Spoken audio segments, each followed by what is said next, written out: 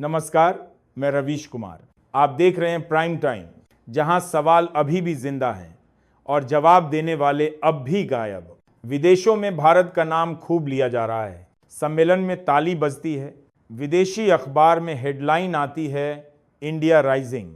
लेकिन जब वही विदेशी पत्रकार किसी भारतीय गांव में जाता है तो उसे वहां इंटरनेट नहीं मिलता, पानी नहीं मिलता और कभी कभी सच्चाई भी नहीं मिलती, क्योंकि सच्चाई अब रिपोर्ट नहीं की जाती, फ्रेम की जाती है। हर चैनल की अपनी राष्ट्रभक्ति की डेफिनेशन है।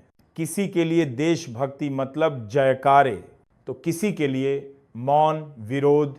हर पार्टी अपने वादों की सेल लगा चुकी है।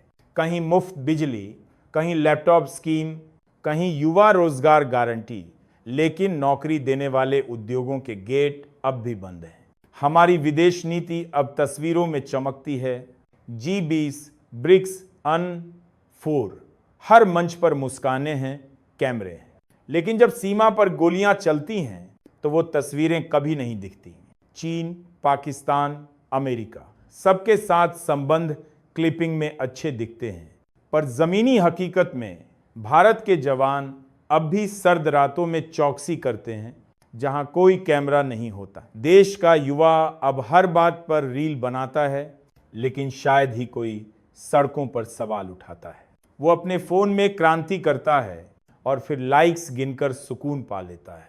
उसे बताया गया है कि देश बदल रहा है, लेकिन जब वो नौकरी ढूंढता है तो पता चलता है कि भविष्य बदल गया है। किसान की फसल, महंगाई की खबर, स्वास्थ्य सेवाओं की बदहाली, शिक्षा में बढ़ती निजीकरण की लहर, सब कुछ गायब है, क्योंकि अब न्यूज रूम में सवाल नहीं, स्लोगन तैयार होते हैं। जो गरीब है वो आंकड़ों में नहीं आता, जो अमीर है वो रिपोर्ट में नहीं दिखाया जाता, और जो सत्ता में है उससे सवाल पूछना अब रिस्क प्रोफेशन बन गया है। लोकतंत्र अब किसी ऐप की तरह हो गया है, जिसे जब चाहे अनइंस्टॉल किया जा सकता है, जहां राय देने से पहले लोग पूछते हैं कौन सा हैशटैग ट्रेंड कर रहा है। देश में फिर चुनाव है, लेकिन मुद्दे अब भी एनसीआर की हवा की तरह गायब हैं।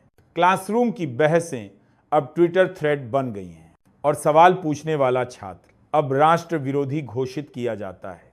किसान मरते हैं तो चैनलों पर ब्रेकिंग न्यूज बनते हैं, और फिर विज्ञापन के बाद खत्म हो जाते हैं। सरकार कहती है हमारे पास डेटा नहीं है। डेटा नहीं है पर दावे हैं, कर्ज माफी के ऐलान हैं, लेकिन बैंक अब भी किसान से बकाया मांगता है। देश में बेरोजगारी अब समाचार नहीं, सांख्यिकी बन गई है। हर साल लाखों युवा परीक्षा देते हैं, पर नियुक्ति नहीं होती। किसी को पेपर लीक में फंसाया जाता है। भारत की विदेश नीति आज सबसे ज्यादा फोटो फ्रेंडली है। हर मीटिंग, हर हाथ मिलाने का क्लोजअप आता है, लेकिन जब सीमा पर गोली चलती है तो कैमरे गायब हो जाते हैं।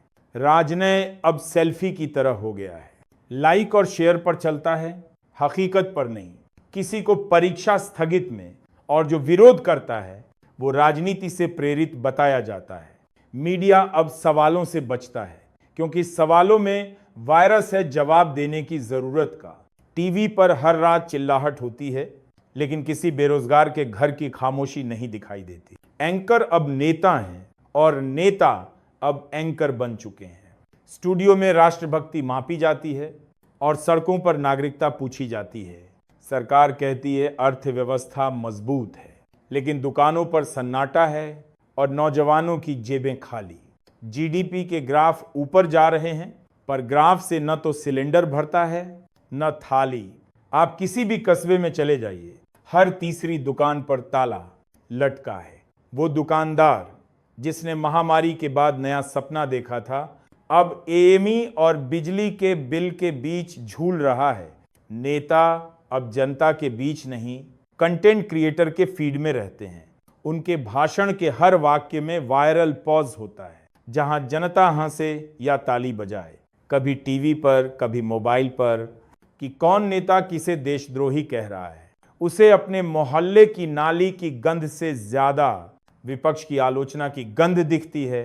जनता अब थकी हुई मशीन है, जो हर 5 साल में वोट देती है, फिर 5 साल तक भूल जाती है कि उसने वोट क्यों दिया था। फिर भी उसके भीतर एक हल्की सी उम्मीद अब भी बची है। कि शायद अगली बार कुछ बदलेगा और यही उम्मीद इस लोकतंत्र की आखिरी सांस है। देश की शिक्षा अब किताबों में नहीं, कोचिंग सेंटरों की फीस स्लिप में दिखती है। जहां कभी गुरुजनों का आदर था, वहां अब कट ऑफ और रैंकिंग का दबाव है और यह दबाव धीरे धीरे उस पीढ़ी को प्रोडक्ट बना रहा है जो सोचती नहीं, बस परफॉर्म करती है। लोकतंत्र अब मोबाइल के साइलेंट मोड की तरह है। वो चालू है पर आवाज नहीं आती। चुनाव होते हैं लेकिन जवाब नहीं। वोट गिने जाते हैं पर सवाल नहीं। नेताओं की भीड़ में जनता गुम है और जो बोलता है वो अत्यधिक एक्टिव नागरिक बताकर साइडलाइन कर दिया जाता है। ये वही देश है जहां संविधान अब समारोहों का हिस्सा बन गया है, ना कि रोजमर्रा की चेतना का। तो मैं यही कहना चाहता हूं कि आप लोग इस नए चैनल जनमंच को ज्यादा से ज्यादा सब्सक्राइब करें। हम चाहते हैं कि आप सोचने वाले नागरिक बने, न कि सिर्फ देखने वाले दर्शक। तो जुड़े रहिए हमारे साथ जनमंच पर, जहां हर सवाल उठता है और हर खबर पर सोच होती है